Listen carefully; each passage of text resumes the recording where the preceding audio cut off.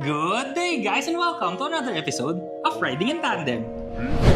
RIT, Riding in Tandem, RIT. With me, RM. And me, Elaine. At sa episode na to, susubukan namin ang dalawang BAIC B60. Isang diesel hybrid. At isang REV. Ano, ready na ba kayo? Tara na!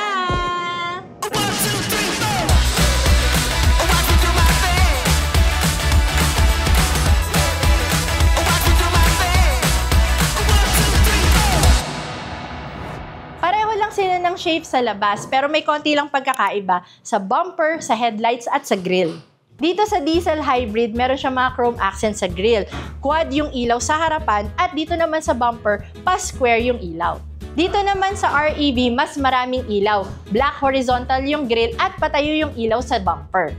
Pero pareho silang may ADAS system, camera at sensor sa harap. Feel na feel ko itong dalawang sasakyan kasi ang laki-laki nila. Imaginein mo 5'8" ako pero parang nanliliit ako dito sa gitna ng dalawang sasakyan. May mga konting differences lang sila. Itong diesel hybrid, merong mga chrome accents dito sa door handles at saka dito sa baba ng pintuan. Ang rims nito, 18 inches, tapos fix yung stepboard sa ilalim. Dito naman sa REV, body color yung door handles at saka yung mga design sa baba ng pintuan. 20 inches din yung rims nito at saka yung stepboard nito lumalabas pag binuksan mo yung pinto. Dito sa likod, kung ano yung design ng ilaw sa bumper sa harap, yun din yung design ng taillights. Dito sa diesel hybrid, kwadrado yung ilaw at mas classy yung design ng bumper. Dito naman sa REV, patayo yung taillights at mas modern yung bumper. Pareho sila na may third brake light, spoiler, defogger, wiper, at parking sensors. Pero dalawa yung camera sa likod. Yung nasa ibabaw ng spoiler para sa rear view camera at yung nasa cover naman ng spare tire para sa 360 camera. Ang trunk space dito, napakalaki. Marami kayong pwedeng ikarga dito. Ang folding ng third row seats ay 50-50. May kasama na rin siyang liner. Pero kung kailangan nyo ng more space, pwede nyo ring itupi yung second row seats na may liner din. 60-40 yung folding nun. Sa ilalim nito, meron tayong early warning device at saka jack. Both sides, meron tayong cup holders at saka may ilaw both sides. Meron din ditong 220 volts at saka 12 volts na bilog na saksakan sa driver side. Doon naman sa REV, parehong 220 volts yan. Sa pintuan naman, may dalawang sabitan na 3 kilograms yung kaya at saka may isa pang compartment dito. Pagpasok mo naman dito sa loob, syempre grabe no, sobrang luwag kasi ang laki-laki naman talaga ng sasakyan sa labas kaya dito nagka-translate din yon directly. So yung space ko dito sa unahan, no, maluwag na maluwag ako, naka-normal driving position ako. Sa second row seats, no, yung space ko sa tuhod, dalawang fist, yung headroom ko doon napakaluwag din. So kung space lang iniisip nyo, wala kayong problema dito. Plus yung interior, sobrang luxurious. Yung mga sidings, kala mo nga unan eh. Tinan mo, pwede kang nga sumandal dito. Ang lambot ng mga sidings, dashboard, mga leather, lahat yan. Andito nga pala tayo sa diesel hybrid variant. Yung instrument cluster, 10.25 inches screen, and yung infotainment system naman ay 12.8 inches na napakalaki talaga na screen. Meron siyang ambient lighting dito sa gilid, puro piano black finish, marami ring mga chrome accents, and yung start engine nitong sasakyan na to, nandito sa gitna ng dalawang aircon vents. Matutuwa ka rin kung mahilig ka sa technology dito, no? Kasi pagkarami-raming screen. Simula sa ibabaw, no, yung rear view nito, screen. Yung infotainment system, screen. Yung instrument cluster, screen. Plus, yung power button, screen din. So, matutuwa ka talaga dito. At saka kung mahilig ka sa mga pinipindot-pindot, yung manibela sobrang dami. As in, sa kaliwa, may controls para sa adaptive cruise control, tsaka sa instrument cluster, sa right side naman, sa phone function, tsaka infotainment system function. So, sobrang dami dito. Matutuwa ka talaga. Kaso, sa umpisa, syempre, bago mo i-drive, aralin mo muna kung nasaan sila para hindi ka na mahirapan. Plus, yung mga buttons kasi dito, no, hindi lahat buttons meron dito yung parang touch sensitive na isa-slide mo lang. Pareho to sa REV at saka dito sa diesel hybrid. Yung mga controls din ng mga bintana at saka yung lock and unlock, nasa ibabaw ng mga pintuan. Wala siya dito sa may bandang baba sa bukasan. Nandun siya mismo sa ibabaw, malapit sa salamin. Ang mga aircon vents naman ito, no, rectangle siya. Pero yung nasa sides, patayo siya. Tapos yung mga controls ng aircon niyan, nakahiwalay siya sa baba. Dual climate control, tapos toggle switch siya. Sa baba nun, merong wireless charger. Ang shifter nito, regular lang, mataba, leather wrap din siya, pero merong chrome accents sa ilalim. Reverse neutral tsaka drive, may plus and minus din siya. And yung park, pinipress lang, may button dito sa baba. Ang dami ring pindutan dito sa gitna kasi 4x4 to eh. Kaya meron siya yung pang-crawl na control, meron siyang pang-differential lock, meron din dito yung 2 high, 4 high, 4 low. Yung drive modes niya nandito rin, no? Iniikot-ikot din siya dun lang sa babang circle nung 2 high, 4 high, tsaka 4 low.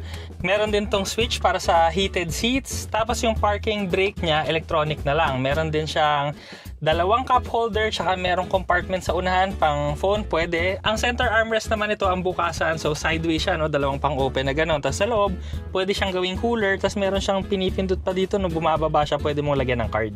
Sa ilalim ng aircon vent dito sa side, merong pipindutin ka, tapos pwede ka nang maglagay dyan ng drinks para nakatapat sa aircon. May open compartment din siya sa ilalim. Doon sa side ng driver, meron siyang Type A tsaka Type C USB charging port. Dito naman sa side ko, may Type A USB port at saka 12 volts na saksakan. Plus, meron pang isang sabitan na pipindutin nyo na lang din para lumabas. Sobrang komportable rin ng mga upuan nito. Parang nasa lounge, seryoso. Ang sarap matulog dito, lalo na pag naka-on yung aircon. Sa ibabaw naman, meron tong panoramic sunroof. Yung lahat ng switches niya, nandito sa bandang unahan. Meron din siyang lalagyan ng shades. Dito naman sa likod, no, meron din siyang sariling control ng aircon. So, triple climate control pala to. Meron din siyang heated seats. Magkabilaan, may magkaibang switch siya para doon. Tapos, may extra compartment ka pa dito sa ilalim na pipindutin mo lang para pwede kang maglagay ng gadgets mo or cellphone. Sobrang dami ng toys nito, pero tingnan naman natin yung REV. Pagpasok mo ng diesel hybrid, no, classic, sosyalin yung itsura. Pero pag pumasok ka naman dito sa REV, grabe naman, no, out of this world, grabe, sobrang high-tech. Kasi bubulaga sa'yo, no, kung yung isa, maraming screen, ito mas marami. Nagdagdag pa. Oo, kasi yung rear view mirror niya, hindi mirror, no, camera, infotainment system, dalawang 12.8 screen. At saka pwede nyo itong isa pang passenger, isa pang driver kasi. At pwede nyo yung pagpalitin. Kunyari yung naka-on dito ay music, yung dito sa kabila ay kunyari controls ng sasakyan, pwede nyo yung pag-switchin. Oh, di ba? Tapos may screen pa rin yung instrument cluster at saka yung engine start-stop button screen din. So ilan yan na? 1, 2, 3, 4, 5. Record breaking to para sa akin. Iko-comment ko lang din pala, no, napakalinaw nung rear view camera. Kasi kahit yung expression ng mga driver or kung sino mang tao yung nasa likod nyo, talagang nababasa nyo. Ultimo yung sinasabi, mababasa mo. Kahit nga nunali, makikita mo. Oo, napakalinaw. At saka yung din kulay nito, no, iba kasi yung isa classic nga, 'di ba, brown. Dito naman, no, medyo blue tapos white. Parang white siya, off-white na cream. Off-white siya. Pero yung mga manibela, syempre leather pa rin. Yung mga feel ng mga siding, sobrang lambot, ganun pa rin, no? Yung kulay lang yung nag-iba. Same sila ng manibela, ang nagkaiba lang yung aircon vents, no? Dito kasi, parehos silang horizontal. Doon kasi sa kabila, diba yung sa sides, vertical siya. Plus yung mga switches kasi, doon sa kabila, nakahiwalay siya doon sa baba ng aircon. Ito kasi kasama siya doon sa aircon na case. Oh. Tsaka lahat dito dipindot na. Doon kasi may mga tinatagel-tagel ka pa. Ganyan. Meron ding wireless charger. Pareho lang ng itsura ng shifter. Pinipindot din. May plus-minus din. Meron din tayong differential lock tsaka yung sa crawl. Pero yung knob mismo, doon kasi sa isa, may mga 2 high, 4 high, 4 low. Pero pinalitan dito ng para kunyari gusto mo naka-gas ka, naka-pure EV or pareho, nandito na yon. Tapos sa baba niya, ang pumalit yung mga drive modes. So ang maganda kasi, lumalabas dun sa picture, parang isang mapa siya. Tapos pag inikot-ikot mo to, pupunta sa snow, sa mud, sa sand, sa bato, makikita mo rin. So hindi ka na mag-iisip, no? Kagaya sa kabila kasi ilalagay yung, 4 high ba tayo ngayon? O 2 high ba tayo? 4 low ba tayo? So dito, kung saan ka dadaan, ilagay mo na lang. So mas no? Mas madali sa mga beginners. Yes. Sa baba, doon sa isa kasi heated lang. Dito, merong ventilated seat. So, lalamig ang mga puwitan nyo. And yung parking brake nito, electronic din. Meron ding takip na pareho lang din. May dalawang cup holder, may isang lalagyan ng cellphone, tsaka may isang maliit para sa gitna. Yung compartment dito, tsaka yung compartment sa ilalim na open, same lang. Yung sa likod, same din, pero meron din kasamang ventilated seats. Itong variant na to. So, ang tanong kasi, no, syempre, kino-compare natin dito, isang diesel hybrid tsaka isang REV. So, ang pinaka-importante dyan, kung kamusta ba sila imaneho. Test drive na muna natin yung diesel hybrid. Ang gamit na natin ngayon ang diesel hybrid. So, kamusta ba siya? Una kong napansin, no, yung engine nito, tahimik siya, refined para sa diesel engine. Ang gamit nitong makina kasi, no, 2-liter engine na Okan engine. So, yun din yung gamit ng Photon, no. So, swabing-swabe lang yung engine. Plus, yung transmission nito, yung 8-speed na ZF transmission na meron din tong sequential mode, ha. So, kung gusto mong paglaruan, pwede mong i-manual mode. So, yan. 3rd gear. Uy. 4th gear. So, kung gusto mong maglaro, pwede. Pero, ako ha, nasa comfort mode lang tayo ngayon. Pero, malakas na yung power niya. So, meron niya ito ng mga 4 high, 4 low, 2 high, 2 low. So, ngayon, naka 2 high lang tayo. Tapos, naka eco mode lang tayo. Ang gagawin lang natin, pakiramdaman natin yung engine nito pag humahataw. Kasi pagka easy lang yung andar, sobrang tahimik niya eh. Sa eco mode ha, eco. Unahin lang natin siya. Uy. Naangat yung harap. Actually, yung eco mode niya, okay na siya, no? Hindi nga lang siya sobrang bilis, pero ang lakas ng hatak niya. Yung mararamdaman mong umaangat yung unahan, tapos nakang ginaganyan ka dito sa upuan. Pero itry na rin natin yung comfort mode.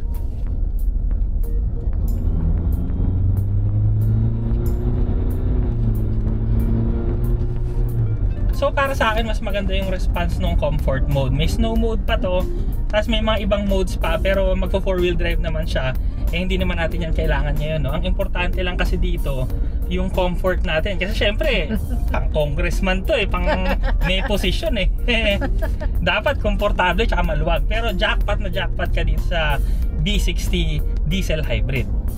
Balance talaga tong sasakyan na to between rugged driving, kasi kahit saan pwede mong dalahin, and with technology. Kasi kumpleto rin to ng L2 ADAS system. Kaya hindi kayo napapag-iwanan.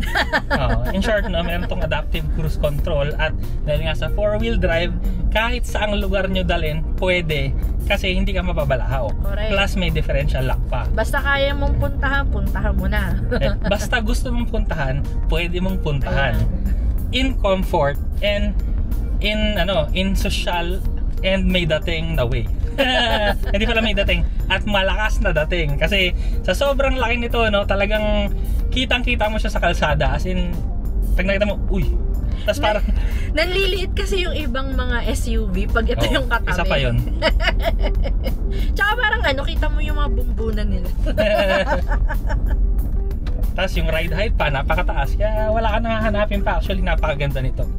Ang dali rin itong gamitin, no, kahit sa city, kahit malaki siya. Yung feel mo kasi sa kanya, hindi siya parang malaking sasakyan yung dala mo. Parang maliit lang siya in a sense na yung manibela kasi niya, ayun, ang lambot-lambot lang niya. Yung throttle input niya, konti lang.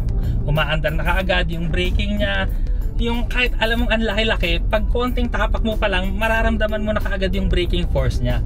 So, yun lang, kahit sobrang laki niyang sasakyan, hindi siya sobrang laki yung feel. Pero, talagang malaki siya. Kasi makikita mo, no, kunwari ito yung linya ng kalsada, eh, halos nakakain talaga natin yung buong linya ng kalsada. Correct. Ganun siya kalaki. Parang hindi niya iniinday yung laki ng sasakyan. Ganun yung feeling. So, testingin naman natin ngayon yung REV. Let's go! At ito na nga ang REV. Ang ibig sabihin nun, Range Extender Electric Vehicle. So, ang gamit nga pala nito ay dual electric motor. Meron siya sa front and rear axle, kaya more responsive ang driving nito. Tsaka maliban sa electric motor, syempre meron din tong gasoline engine. So, dalawa yan nagtutulungan, no? Tapos yung isa, pwede rin mag-charge ng battery para pampaandar din itong sasakyan. Meron tong energy mode selector, so pwede nyo i-priority yung fuel, yung electric vehicle mode, or automatic, yung combination ng dalawa. So ngayon ang gamit namin electric, no, kasi sa studio syempre aircon, 'di ba? So mahirap kasi pagka yung gasoline engine umaandar tas kulob yung lugar, so baka mamaya masuffocate kami.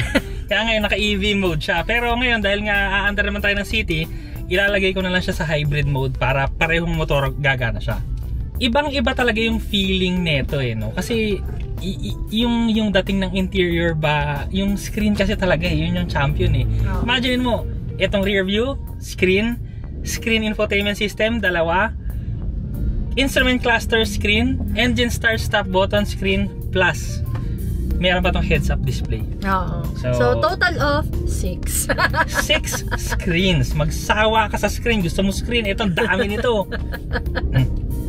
Pero ang experience kasi din ng dalawang sasakyan, no, dahil nga iba yung engine nila, iba rin. Kasi unang-una, no, yung isa kasi, di ba, diesel hybrid. Pag diesel hybrid kasi, syempre, medyo maririnig mo yung diesel hybrid pagka umandar. Pero, sobrang refined na nung diesel na engine nung isa, nung diesel hybrid. Sobrang refined niya. Maganda siguro yung insulation din niya, kaya hindi mo na halos marinig yung makina. Ang problema kasi, pagdating mo dito kasi, wala talagang makina. So, yun yung difference ng may konti at saka wala talaga. As in, wala kang naririnig na tunog dito. Oh, wala! Galing. So, ang nangyari kasi nun, naka-electric mode tayo pagka mabagal yung andar.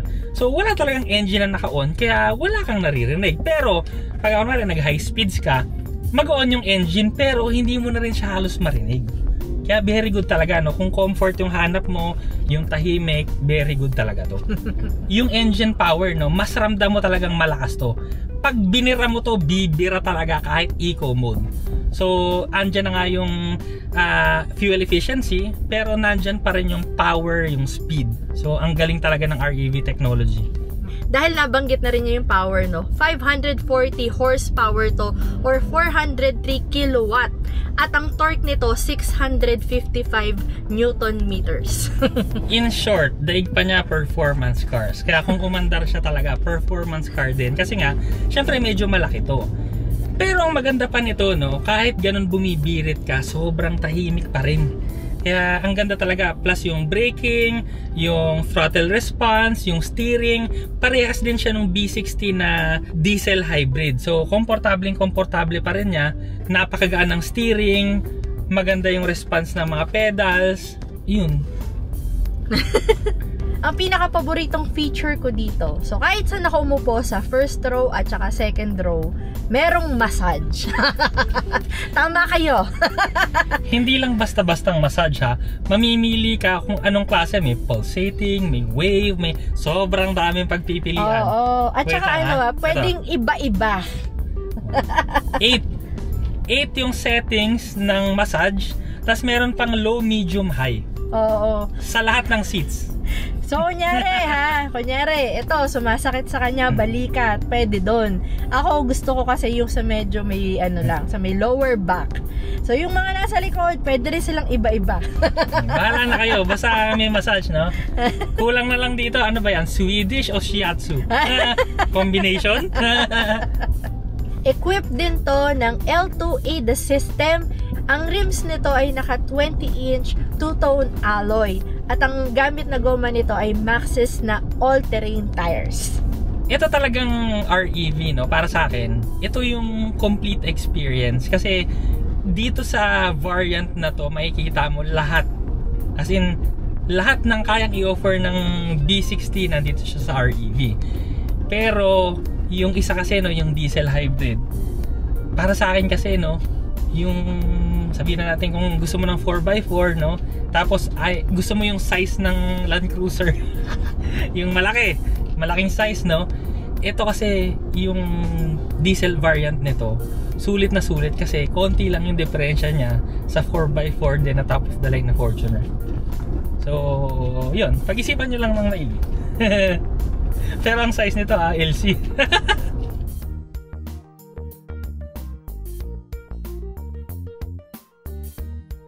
Kahit ano talagang piliin yung sasakyan dito, winner na winner kayo dahil parehong coding exempt at kung gusto nyo talaga ng malaking sasakyan, ano pa ba ang hahanapin nyo? Oo, sobrang teki nitong dalawa. Pero ang pinaka-advantage kasi, no, para sa akin, yung pricing kasi. Itong diesel hybrid kasi na to na walang coding, actually malapit lang yung presyo niya sa top of the line na Fortuner. Pero ito, kung gusto nyo talagang makuha yung full experience ng owning ng B60, yung tech, yung power, mas marirecommend ko talaga tong B60 REV. Pero kayo na bahala, ano gusto nyo? Ito. Sige nga, comment nyo sa baba. Maraming salamat sa panonood. Sana nag-enjoy po kayo at may natutunan kayo sa video namin. Next video na! RIT, riding in tandem. RIT, riding in tandem. RIT, Riding in tandem, siksik na impormasyon mula kay RM at Elaine.